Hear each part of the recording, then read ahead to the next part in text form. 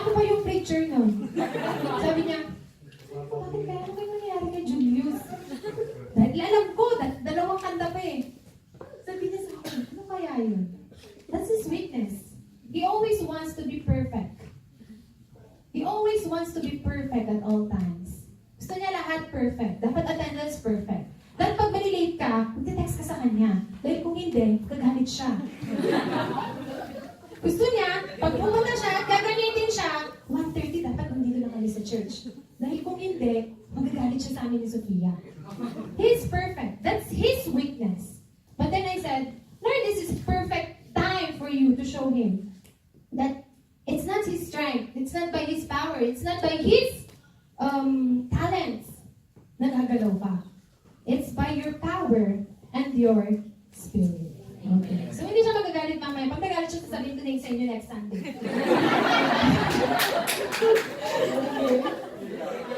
Okay.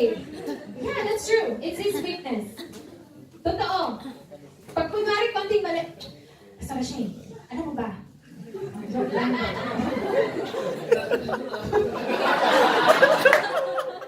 Okay lang. Masumili. Ano bang kailangan kong gawin? Joke lang. Okay. 1 Corinthians 1:27. I-divorce na daw niya ako mamaya. No, joke lang. That's joke. I just want to make them laugh. God had chosen the weak things. Makinig kayo mga kapatid. God had chosen the weak things of the world to confound the things which are mighty. Ayan. Ginagamit ng Panginoon yung mga mahihina para maipakita ng Panginoon, but by His grace and power, the power of God may be revealed sa isang tao. Yan, Israel. May pag-asa ka na talaga. Panginoon. Diba? Kahit sabihin nilang sintonado ka, bes. Okay lang yan. Ang Panginoon ang gagalaw sa buhay mo. Ayan. Pastor! Ayun po kasi siyang tagabi talaga ni Pastora siya tsaka ni Brother Julius. Kaya, Pastor Willie.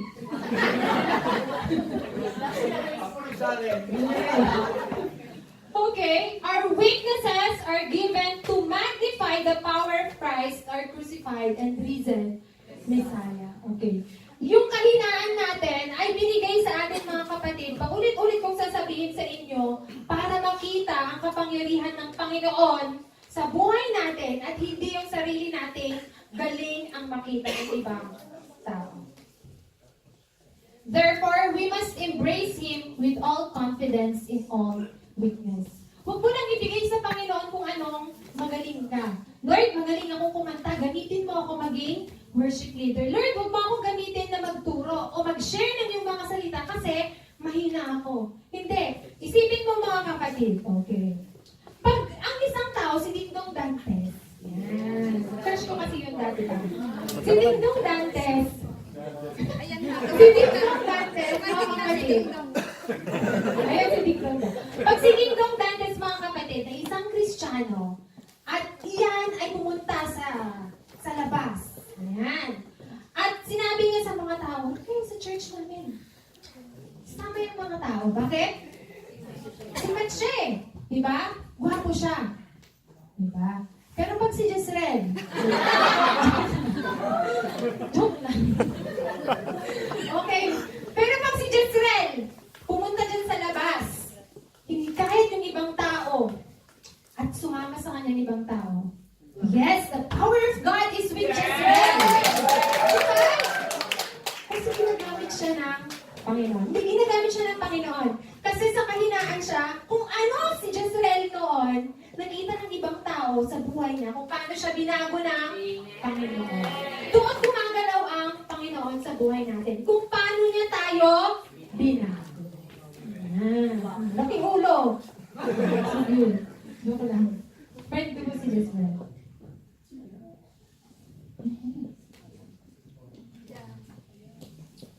Paul's response. Okay. Ano yung na-response ni Paul? Anong sinabi ni Paul? Okay. Ang sabi ni Paul,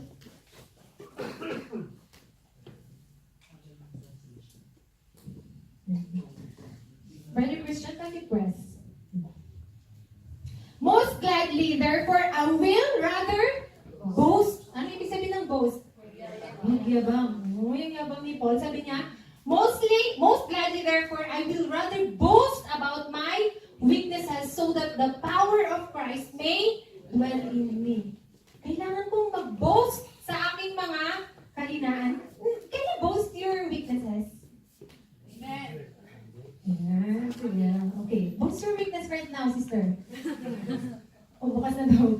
Can you boast your weakness? Diba? Parang sabi niya, I will rather boast about my weaknesses. Sabi niya. Masaya ba siya na nangyayari yun sa kanya? Na meron siyang thorn in the flesh? Hindi siya masaya. Hindi siya nag-e-enjoy dun sa thorn of flesh na binigay sa kanya ni Satan.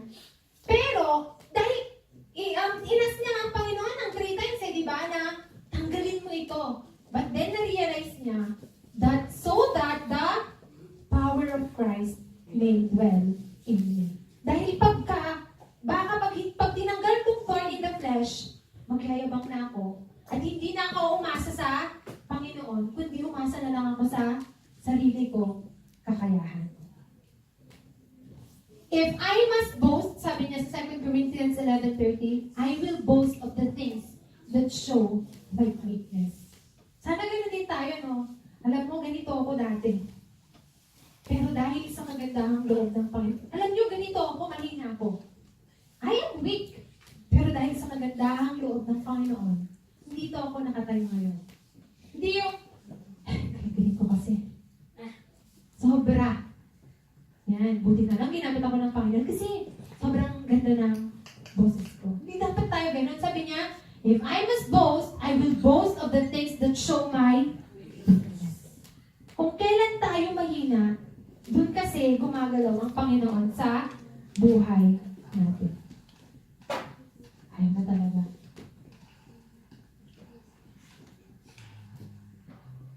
Sakit lang naman. Paul's changed attitude concerning the thorn. Ano yung naging change na attitude ni Paul concerning sa thorn? He no longer looked upon it as a curse, but saw it as a blessing. Hindi niya tinignan yun na curse sa buhay niya, but bagkus blessing. Bakit blessing? Kasi nagre-remain siya sa Panginoon. Para hindi siya kainin ng kanyang pride. Kaya kung ano man yung weakness na meron tayo ngayon, i-embrace natin yan na blessing. Ilang beses man natin sinabi yan sa Panginoon na, Lord, tanggalin mo to. Pero hindi tinatanggal ng Panginoon yan sa sarili mo. Ibig sabihin, may purpose yan. May purpose yan sa buhay mo. He goes so far as to glory in it or praise God for it. Ayan. Lord, praise God, depressed ako. Pwede mo bang sabihin yun? Diba? Napakahirap, diba? Lord, praise God dahil ito yung binigay mo sa akin sakit. Pwede ba? Ginawa na ba natin yun sa buhay natin? Hindi, diba? Napakahirap na gawin yun. Pero si Paul, he goes so far as to glory in it or to praise God for it. Na-praise niya ang Panginoon dahil dyan sa thorn of the flesh. He stated most gladly, sabi niya, will I glory in my infirmities that the power of God may rest upon me. That I may glory sa lahat ng anong kahinaan na meron ako para makita lang ang kapangyarihan ng Panginoon sa buhay ko. Wow, he's so great. This parang nung binabasa ko ito, wow, what a great man of God. Yan. Diba favorite na to? Okay. He looked beyond the weakness and the pain to the glorious fruit that God was bringing into his life, for it forced him to stay close to God that he might experience his strength. Hinayaan niya, okay, 3 times, linid ko sa Panginoon, hindi niya tinanggal. Okay, maybe this is a blessing for me. Para ako ay manatili sa Panginoon at mas magamit pa ng Panginoon yung buhay ko dahil sa binigay niyang weakness or thorn in the flesh sa buhay ko. Diba? Psalms 119 verse 67, even David says, before I was afflicted, I once strayed, but now I have kept thy word. Ayan. Sabi niya, okay lang, that I was afflicted. Dalawa. It is good for me that I have been afflicted, that I might learn your statutes. Okay lang na ako ay afflicted, that meron akong weaknesses, meron akong kahinaan, people insult me, people humiliate me. Basta ang mahalaga ay ma-exalt ka sa buhay ko. Sabi niya sa verse 10, therefore, I am well content with the weaknesses, with insults, with distresses, with persecutions, with difficulties for Christ's sake. For? Yan yung paradoxical statement niya. When I am weak, then I am strong. Kita niyo mga kapatid, ako ay kontento with weaknesses. Kontento ka ba sa weaknesses mo? Hindi, syempre. With insults, kontento ka? Nakukontento ka? Hindi, syempre, iniiyak ko yan, ayoko yan. With distresses, hindi, di ako komportable dyan. With persecutions, naturally, hindi.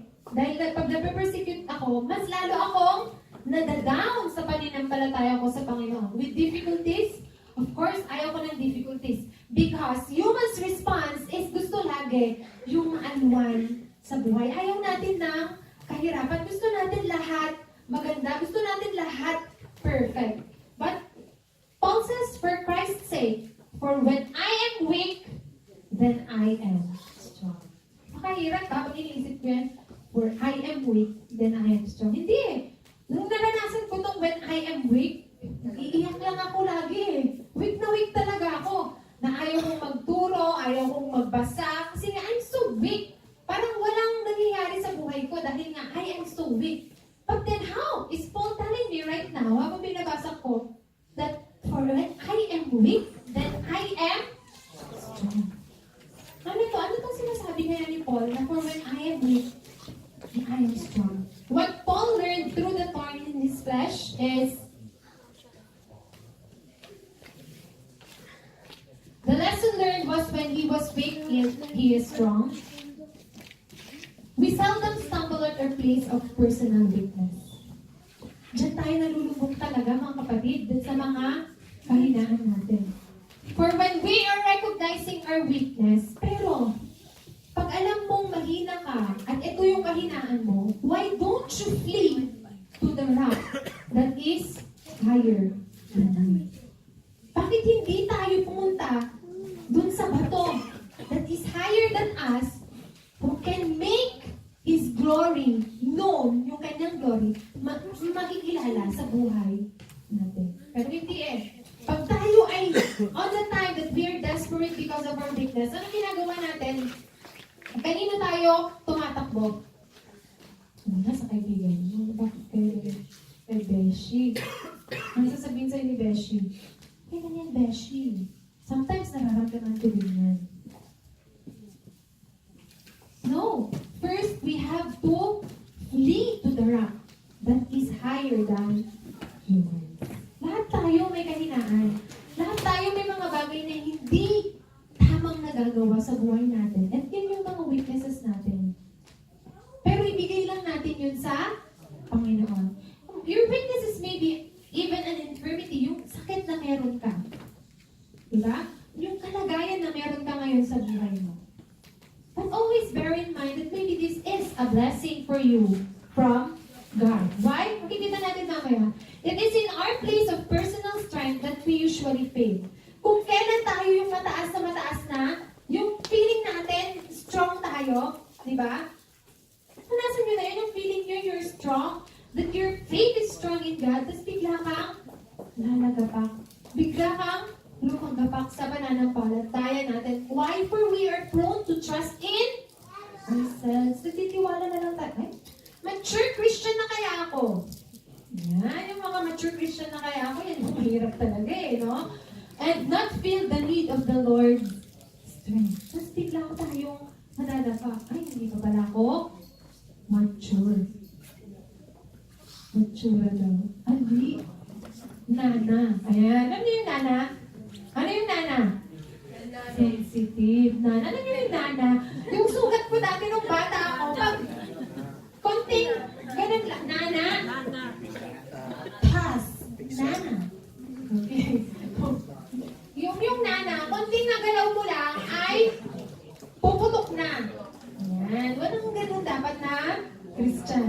na. Okay. Kunting marinig ko lang. Ay, alam mo ba? Alam mo ba si sister, chismosa? Alam mo ba, sinabihan ako, chismosa daw ako. Hindi ko rin sinasabihan. Mali nga naman siya. Bakit din sinasabing chismosa? God's declaration to Paul was, my strength is made perfect in weakness. Go. How can we turn our weakness into God's strength? Gusto niyo bang malaman kung paano natin magagawang strength yung weakness natin? Or how can we turn our weaknesses into God's strength? Una, the strength of God rests upon us when we are humble enough to admit our weaknesses. Kung tayo, hindi natin maamin sa sarili natin o sa Panginoon yung weaknesses natin, wala tayong pag-asa.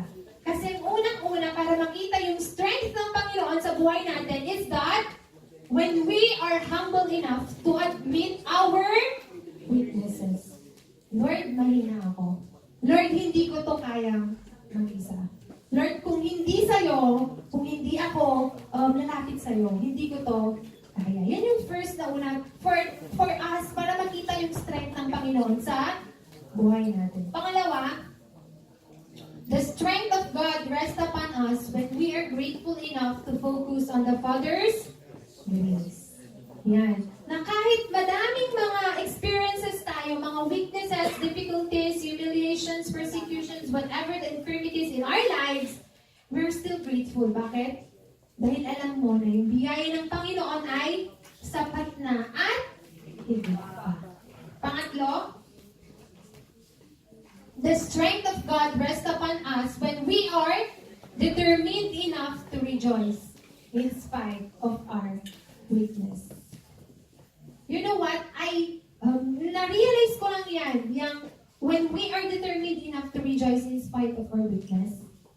When something happened to me, isa nga kasi yung naging weakness ko is nung nagkasakit ako ng yung depression talaga. Unang nagkasakit ako ng depression talaga is when I was taking the board exam. Pangalawa is nagkaroon ako ng postpartum. Pangatlo, nung last November talaga yon. And I don't know what happened because nag-burnout ako sa trabaho. So stress ako, hindi ko siya ma-handle talaga. Kaya talagang nagbanati ako ng isang buwan. No one knows it except Pastor Willie and my family and my close friends. The strength of God was determined to rest upon me when I am weak, that I'm determined enough to rejoice in spite of our weaknesses. Bakit? I still have that weakness in me. Na iniisip ko, Lord, paano kung nangyari na naman to sa akin? But you know what? God has blessed me this, na na-experience ko itong bagay na to. Why? There are a lot of people texting me na nagkaroon sila ng ganyan. Most especially some of my friends. And they are now under medication. You know what? I was blessed. I said, God, I'm so thankful na hinayaan mong ma-experience ko to. Why? Because I can relate and I can share to them na it's okay. Kasi alam niyo, sa totoo lang, through lahat ng mga illnesses na meron, mental illness is always parang hindi arte lang, ganun. Hindi siniseryoso. Diba? Sabi kasi pag na-depress siya, arte lang yan, nag-iinarte lang yan. But no. Sabi ko nga, hindi mo masasabi kung ano talagang depression unless ma-experience mo yon. Kung ma-experience mo kung ano yung hirap na madadanasan mo. It was like you're tormented. Hindi ka makatulog, sobrang hina ka, lahat negative, you're sad, you're crying. Bakit kaya? Anong rason na ganito ako? Pero hindi mo alam ang dahilan. Sabihin sa'yo, bakit ka umiiyak? Hindi ko alam. Anong problema? Hindi ko alam. Hindi mo talaga alam. Okay? But then, I was determined enough to rejoice for it. Why?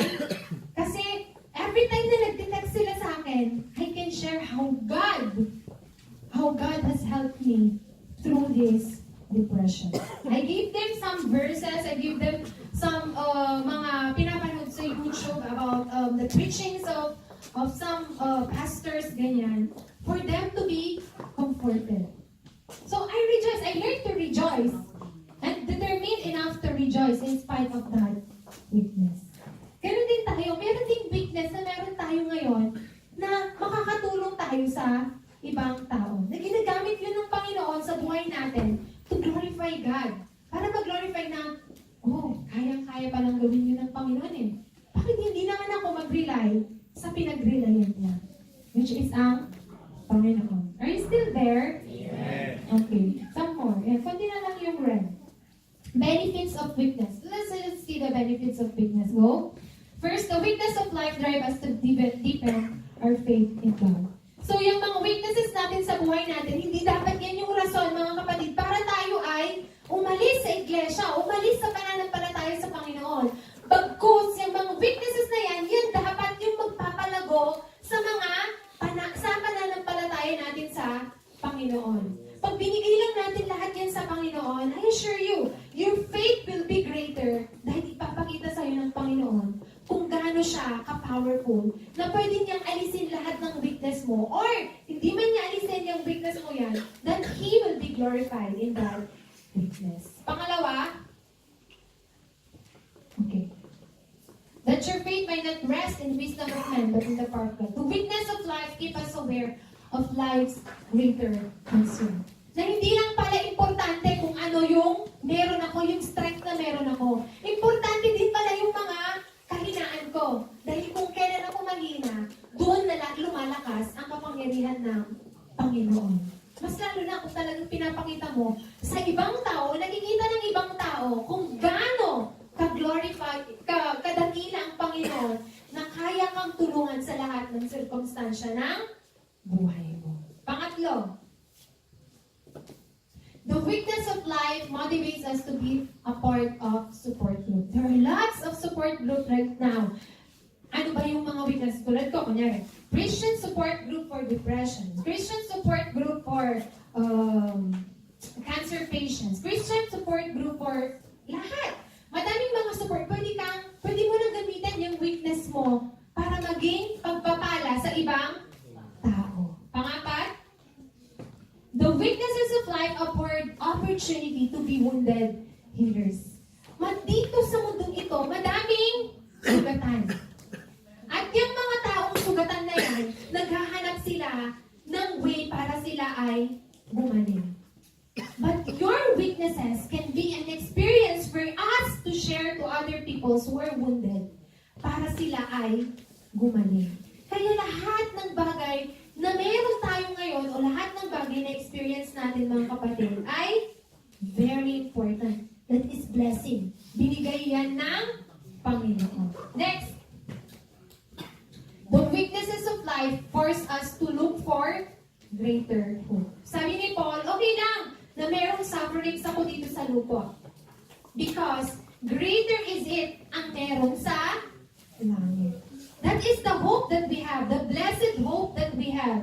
Everything here in this earth is temporary. Isipin mo that in heaven, there will be no more pains. There will be no more tears, sufferings, hunger.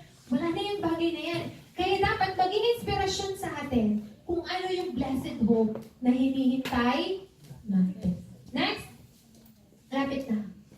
Are you still there? Amen. Okay, tatlo na lang. Purpose of weakness. Ayan, malapit na. Our weakness keeps us from being self-reliant. Kasi, tulad ng sinabi ko kanina mga kapatid, kung tayo ay malakas at kaya na natin lahat, hindi na tayo lalapit sa Panginoon. At umaasa na lang tayo sa sarili natin. So the purpose of weakness, sabi nga ni Paul, 3 times I pleaded with the Lord to take it from me. Hindi niya tinanggal dahil baka si Paul maging self-reliant. Maging self-righteous siya. Next.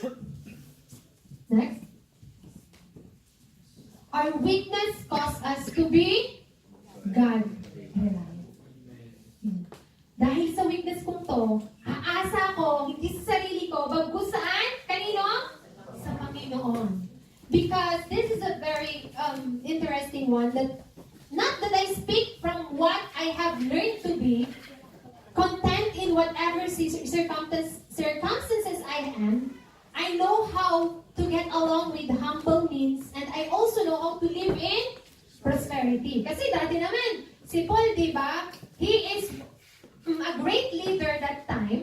Pero, nung naging Kristiyano siya, tinawag siya ng Panginoon, he was persecuted. First, nagpe-persecute siya ng Christians. And then, siya na yung pinapersecute. And I also know, in any and every circumstances, I have learned the secret of being filled and hungry. Both of having abundance and suffering need.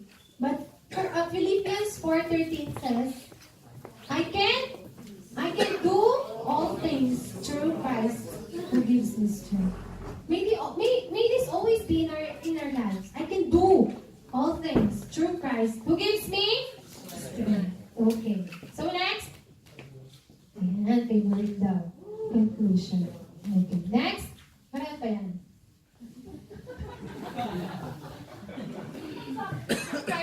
Kasi pag-conclusion, mag-session muna ako. Can our very weaknesses in any way be an asset to kingdom of God? Masasabi mo bang yung weakness mo ay asset sa kingdom ng Panginoon? O, diba? May tatlo. Hindi pa rin sila, Lord, hindi pa rin sila talaga satisfied na yung weakness nila ay pwede mong gawing blessing. Can our very weaknesses in any way be an asset to kingdom of God? Yes. Why? Because weaknesses leads to power when the weaknesses motivates man to find a way to accept that weakness. Ganito lang yan.